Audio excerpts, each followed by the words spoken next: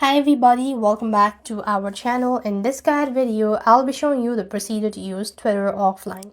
You can use Twitter offline by downloading a data archive, which create a local browsable copy of your tweets, likes, and media as well. Now, for viewing content without an internet connection, you will need to download an archive and open your archive.html. So basically you have to download this data. Only then you'll be able to use Twitter offline. Other than that, you'll not be able to use Twitter offline. So first of all, you want to sign into your Twitter account and then go to the initials from the top left, click on settings and privacy from the list, and then you want to go to your account section. When you go to your account section, there you have download and archive of your data, right?